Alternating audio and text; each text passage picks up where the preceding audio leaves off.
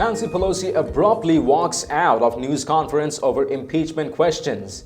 Hi, it's great to have you with us. If you are new to TST, tap on the subscription button and click the notification bell so you can receive authentic news that you can rely on daily. Nancy Pelosi looks like she's feeling the pressure. The House Speaker has already been plagued this session with rebels in her own ranks in the form of New York Representative Alexandria Ocasio-Cortez and her squad mates.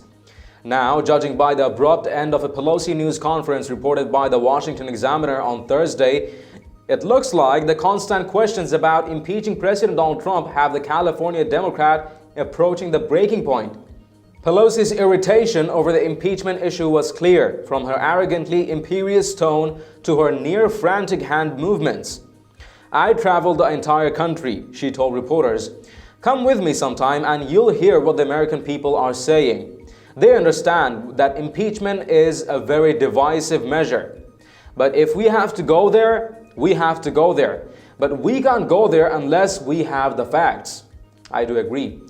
Near the end of that oration, Pelosi tried to cut off any further questions about the I word. "That's all I'm going to say about this subject, and there's nothing different from one day to the next. We're still on our same path," she said. But it turned out some reporters were still on the subject. And Pelosi did not handle it well at all. Watch how she ended the news conference. The question is tough to make out, but its topic was impeachment, and Pelosi wasn't having it at all. Of foreign money going into the pockets of the Trump family. And just to follow up, are you uncomfortable with the term impeachment inquiry? Is there another term we should be using? I'm not. Thank you all very much. Let me see. We are on our path. Where it takes us is where we will follow the facts. That's what it is. Why don't we spend some time going over to see Mitch McConnell and asking him why he doesn't want to save lives? Why he will let every day go by where at least 100 people, large number of them children or teenagers, die from gun violence?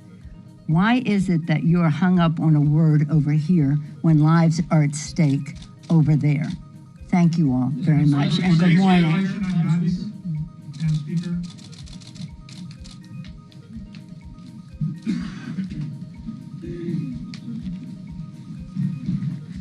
That is not the look of a woman in command.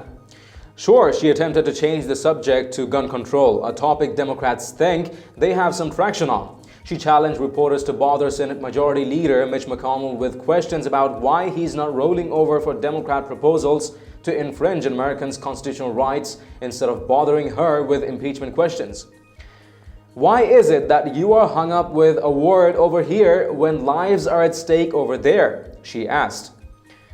But all the pretentious blather in the world isn't going to change the political reality in which Pelosi is living. Her frustration is understandable, of course. She's the head of a political caucus that's riven by far-left lawmakers from safely blue seats, who wanted impeachment hearings to start in January, and Democratic moderates who won seats in the 2018 midterms that they'll be giving up in 2020 if leftist Democrats enrage Americans in saner congressional districts.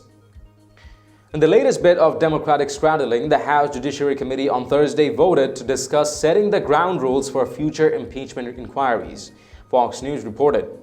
It might sound portentous enough to mollify liberals for the moment, but it was a move marked by Georgia Representative Doug Collins, the ranking Republican on the committee. According to Fox, Collins called it a giant Instagram filter to make it appear that something's happening that's not. What most news accounts and Democratic maneuverings appear to be missing is that there is literally no legal foundation for Democrats to be pursuing impeachment anyway. Once the long, expensive special counsel's probe into Russian collusion charges came up empty in April, the impeachment drive was as good as dead.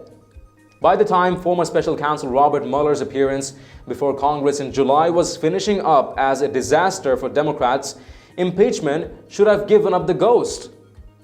The facts, which Pelosi seems to think are so important, are simply not on her side and not likely to be any time, no matter what games House Judiciary Chairman Jerry Nadler of New York and his Democratic colleagues come up with.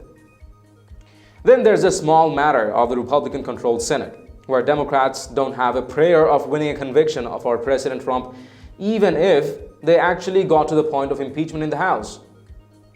But Pelosi can't even admit that kind of common knowledge to her party at the risk of infuriating its liberal base. And pushing ahead with a meaningless impeachment almost certainly would end up costing her party the congressional seats it won in November by pretending to be sane. So she's squarely in the middle, and getting badgered by reporters' questions isn't helping her a bit. The pressure is on Pelosi, and as Thursday's news conference showed, Madam Speaker is feeling it. Even leading Democrats right now feel the urge to stop this nonsense unless they want to lose votes. Even Democrat voters are starting to realize that the squad especially is really making their life no good, rather blabbering about the same old witch hunt that'll never have relevance in actually making American lives better. Let us know what you think in the comments down below. If you've liked this report, please share among friends and family, and don't forget to subscribe to Top Stories Today. Thank you for tuning into TST. I'm David Ravine. See you in the next one.